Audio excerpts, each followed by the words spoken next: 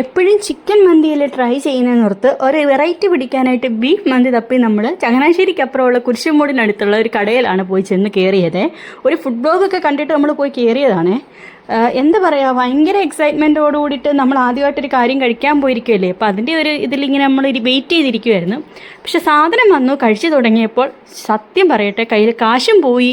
ഇതുപോലൊരു സങ്കടം വേറെയില്ല. ഒട്ടും കൊള്ളാത്തൊരു ഫുഡെന്ന് പറഞ്ഞാൽ എന്താ പറയുക, ബീഫിന് നല്ല ടേസ്റ്റ് വ്യത്യാസമായിരുന്നു. തലേന്നത്തെ ബീഫും ഇന്നത്തെ ബീഫും കൂടെ മിക്സ് ചെയ്തിട്ട് തന്നിട്ട് നല്ല രുചി വ്യത്യാസം നമുക്ക് കഴിച്ച് വരുമ്പോഴത്തേക്ക് നമുക്കത് മനസ്സിലായി.